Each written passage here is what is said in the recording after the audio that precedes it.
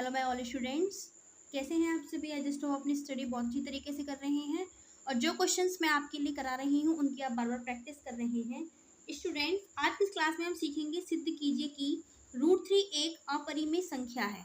√3 एक अपरिमेय संख्या है। स्टूडेंट्स, देख सकते हैं आप ये इस क्वेश्चन की रिपीटेशन कितनी बार हुई है। 18 से लेकर 26 तक ये क्वेश्चन हर बार आया है, यूपी बोर्ड ने पूछा है। स्टूडेंट्स, ये 2 मार्क्स में अति लघु उत्तरीय प्रश्न में आता है, मार्क कर लीजिएगा। बहुत ज़्यादा वेरी मोस्ट इंपॉर्टेंट क्वेश्चन है ये मेरे प्यारे बच्चों। सीखते हैं इसे कैसे करते हैं। सबसे पहले थोड़ी सी स्ट्रेटेजी कि हमें क्या करना है स्टेप बाय स्टेप में। मेरे प्यारे बच्चों, देखिए, जब हम क्वेश्चन को करने से पहले थोड़ा समझना जरूरी है। देखिए, जो वास्तविक संख्याएं होती हैं आपकी रियल नंबर्स, ठीक है, या तो वो परिमेय होती हैं, ठीक है, मैं इंग्लिश में लिख रही हूँ शॉर्ट में, या तो वो रेशनल होती हैं, ठीक है, और या फिर वो इरेशनल होती हैं, ठीक है।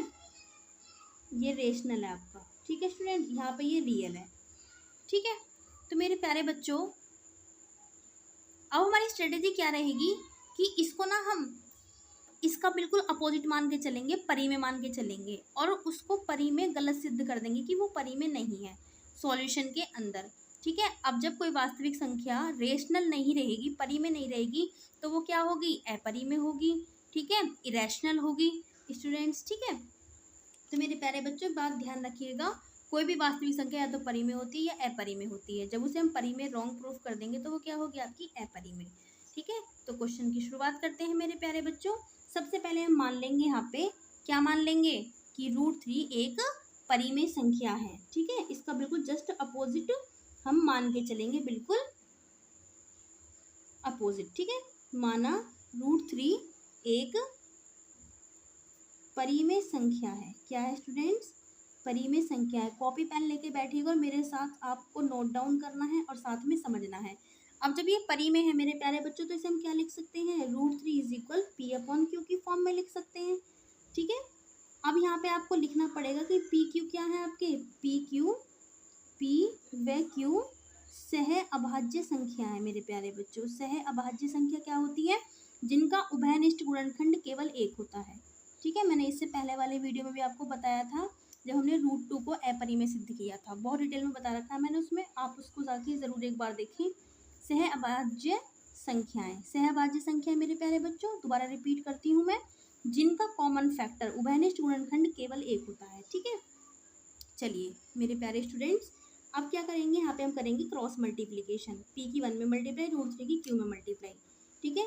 तो P की 1 में करेंगे तो P, √3 की Q में करेंगे तो √3Q, ठीक है। अब यहाँ पे करना पड़ेगा हमें दोनों पक्षों का वर्ग, ठीक है। दोनों पक्षों का वर्ग करने पर आपको एक एक चीज़ को मेंशन करना है, जो जो आप स्टेप में कर रहे हैं, ठीक है। स्टेप बाय स्टेप जो चीज़ें आप कर रहे हैं उसको साइड में आपको मेंशन करना है।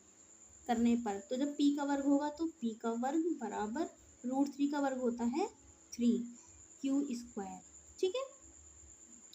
आगे बात समझ में। अब इसको आपको मानना पड़ेगा समीकरण नंबर 1, ठीक है स्टूडेंट्स। अब यहाँ पे ये मल्टीप्लीकेशन में इधर आके कैसा होगा, ये डिवाइड में, ठीक है। P²/3 = Q²। साइड में आपको मेंशन करना है मेरे प्यारे बच्चों कि P² 3 से पूर्णतः विभाजित है, पूर्णतः विभाजित है, ठीक है। क्योंकि 3 से पूरा पूरा डिवाइड हो रहा है, डिवाइड का साइन है मेरे प्यारे बच्चों, ठीक है। तो अब जब P² 3 से विभाजित है तो P भी तो आपका 3 से विभाजित होगा, ठीक है। P भी तो आपका पूर्णतः विभाजित होगा 3 से, जब किसी नंबर का स्क्वायर, ठीक है। मैं यहाँ पे एक एग्जाम्पल लेती हूँ मेरे प्यारे बच्चों। देखिए, जैसे मैंने 4 ले लिया जो कि आपका 2 का स्क्वायर है। अगर ये किसी संख्या 2 से विभाजित है, ठीक है भाई, 4 तो आपका 2 से डिविजिबल हो ही जाएगा, सिंपल सी बात है। तो जब ये इस नंबर का वर्ग 2 से विभाजित है तो ये नंबर भी तो 2 से विभाजित होगा मेरे प्यारे बच्चों, होगा नहीं होगा। तो इसी कॉन्सेप्ट का यूज हमने यहाँ पे किया मेरे प्यारे बाबू, ठीक है। चलिए, अब ये लिख दिया आपने, तो यहाँ से हमें क्या रिजल्ट मिला कि जो 3 है वो P का एक गुणनखंड है, ठीक है। अतः यहाँ पे आप लिख भी सकते हैं, अतः 3 P का गुणनखंड है, ठीक है। जब किसी नंबर से कोई संख्या पूरी पूरी जा रही होती है, ठीक है, तो वो संख्या उसका गुणनखंड बन जाती है। गुणनखंड है, यहाँ से हमने ये रिजल्ट निकाला, गुणनखंड है। ओके, आगे स्टेप में आपको क्या मानना पड़ेगा कि p इज इक्वल टू, माना, अब देखिए आपने पी क्यू की फॉर्म में लिया था, तो पी क्यू से अगला जो इंटीजर आता है वो क्या होगा आपका, आर ही तो होगा, तो p इज इक्वल टू आपको 3r मानना पड़ेगा। ठीक है, अगर ये √2 वाला क्वेश्चन होता तो यहाँ पे आपको 2r मानना होता, यहाँ पे अगर √5 वाला क्वेश्चन होता तो यहाँ पे आपको 5r मानना पड़ता, और इसको पुट करना है आपको समीकरण 1 में। ठीक है, समीकरण 1 में रखने पर, ठीक है मेरे प्यारे बाबू, ठीक है, समीकरण नंबर हमने एक ही यहाँ पे मान रखी है, तो जब आप पी के पहले आप नोट कर लीजिए इसको, अब इसमें आप प्रतिस्थापित कर दीजिए, सब्स्टिट्यूट, तो पी के प्लेस पे 3r का वर्ग, ठीक है, क्योंकि पी का वर्ग है तो पी का वर्ग, और पी की जगह पे 3r, 3q² आपका ऐसे का ऐसे ही रहेगा मेरे प्यारे बच्चों। ठीक है, अभी खुल के क्या आएगा, ये आएगा आपका 3 का वर्ग क्या होता है 9r² इज इक्वल 3q² आपका ऐसे ही रहेगा, 3 से 9 कटेगा 3 टाइम्स, तो यहाँ पे हमारा क्या मिला मेरे प्यारे बाबू, 3r² इज इक्वल q²।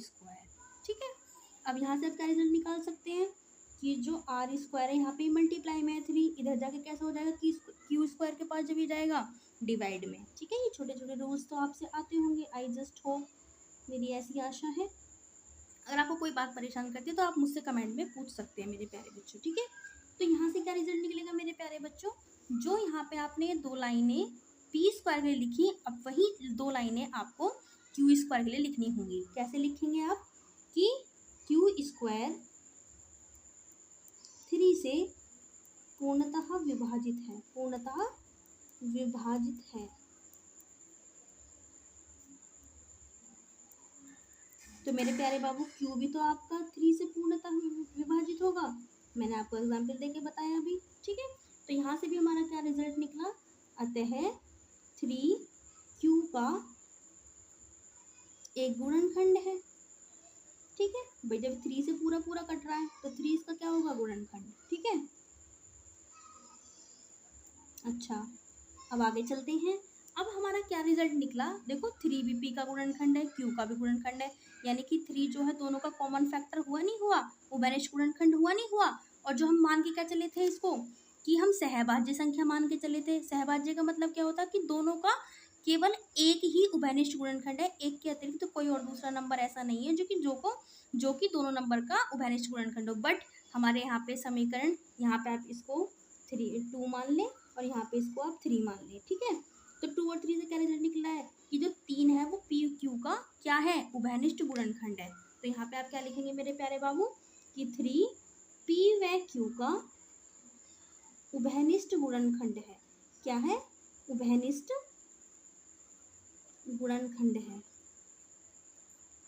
ठीक है, अब यहाँ पे ब्रैकेट में लिखेंगे आप समीकरण 2 व 3 से, 2 व 3 से। ठीक है, अब ये बात तो हमारी फेल हो गई, यहाँ पे हम यहाँ पे सहभाज्य लेके चले थे कि p और q का केवल एक ही गुणनखंड है, उभयनिष्ठ गुणनखंड, लेकिन यहाँ पे तो एक दूसरा नंबर भी इन दोनों का उभयनिष्ठ गुणनखंड आ चुका है। ठीक है, तो हमारी जो कल्पना थी वो गलत प्रूफ हो गई।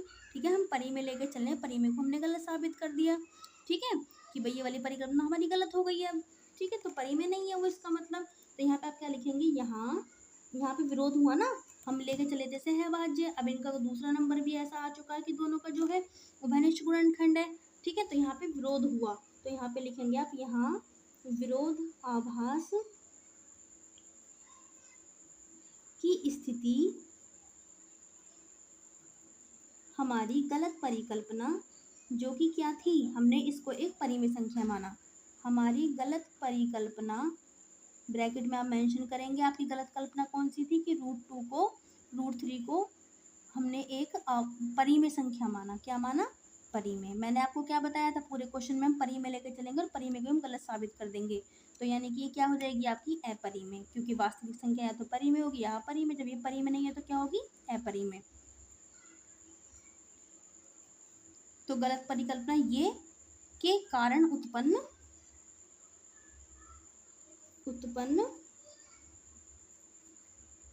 हुई है। ठीक है, ये जो विरोध हुआ वो इस गलत परिकल्पना के कारण हुई।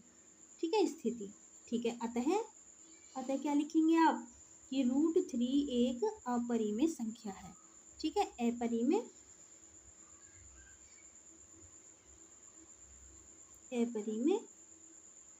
संख्या है। ये आपका यहाँ पे प्रूव्ड हो चुका है स्टूडेंट्स। ठीक है, प्रूव्ड।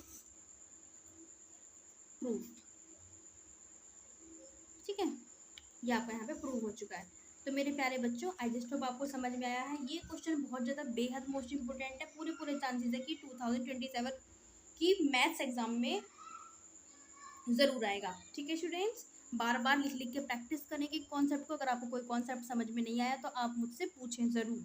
ठीक है, उसके लिए मैं आपकी सेपरेट वीडियो ज़रूर लेके आऊँगी students. Okay, best wishes for your study and thanks for watching this class.